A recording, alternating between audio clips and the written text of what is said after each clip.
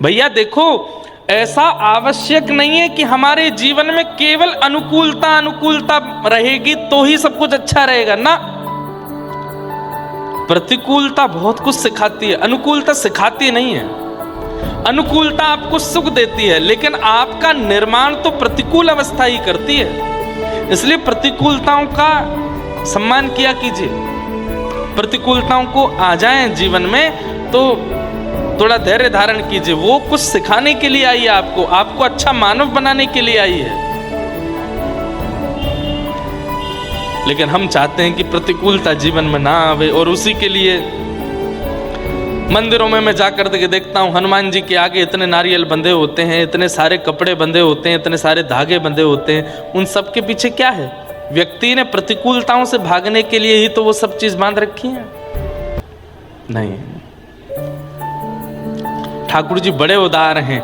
एक बार बस जाकर के कह दो, अब नाथ मेरी कोई इच्छा ही नहीं है, जीवन में जो आएगा सब आपका प्रसाद है, आप जैसे चाहो मेरे जीवन को अब आप संभालिए। उस दिन के बाद अगले ही क्षण से आप देखना कितना आनंद लगेगा आपको। अरे महाराज चलते चलते मोच भी आ जाएगी ना, तो वाह राम जी अच्छा मोच दे रहे हो, शायद इस मोच से कुछ भला करना होगा इसलिए दे रहे हो।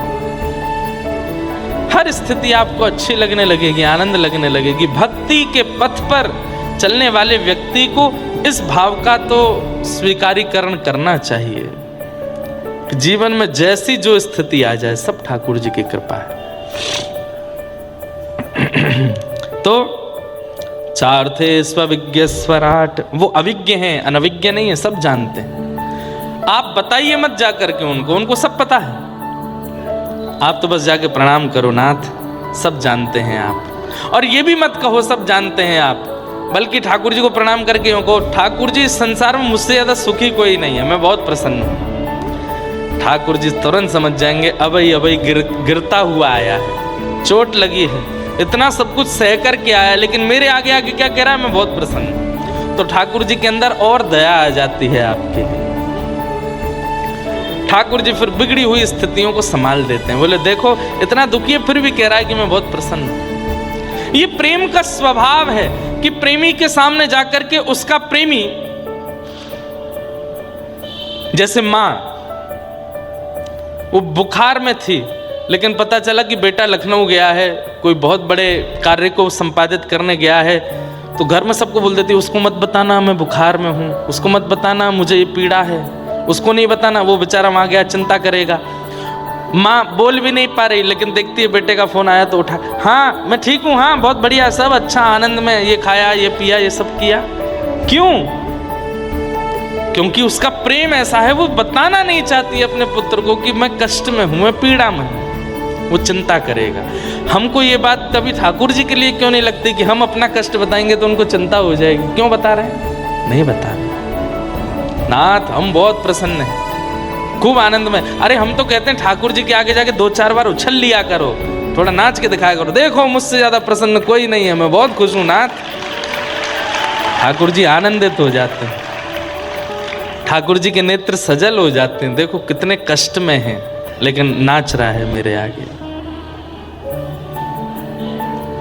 सूरदास जी नेत्र नहीं है, लेकिन हर दिन हंसते हुए जाते हैं और ठाकुर जी के आगे जाकर के बड़े नाच करके, नाथ मुझसे ज्यादा सुखी कोई नहीं संसार में, मुझसे ज्यादा प्रसन्न कोई नहीं संसार में। तो ठाकुर जी स्वयं तो कभी कभी नहीं बोलते थे, पर किसी के द्वारा अपने मन की बात ठाकुर जी सूरदास जी से बुलवाते, उत्तर देखूं क्या बोलेगा।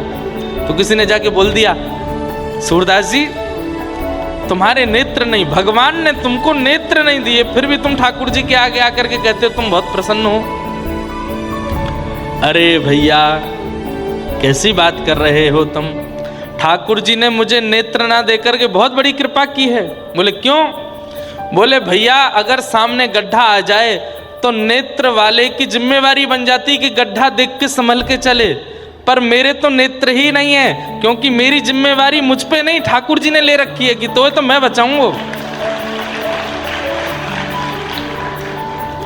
आप अगर कोई अपराध करते हैं तो आप पर ठाकुर जी उंगली उठा सकते हैं, तेरे पास हाथ थे, पैर थे, आंख थी, बुद्धि थी, सब कुछ था, फिर भी तूने अपराध किया। अरे भाई, कोई अपराध करने वाला व्यक्ति कह दे मुझ पर तो ये था ही नहीं, मेरे पास तो ये सामग्री नहीं थी इसलिए मुझसे हो गया, तब ठाकुर जी मान लेते, हाँ भाई तेरे पास तो था ही नहीं, तुझसे हो गया, तो उसमें क्या कहें।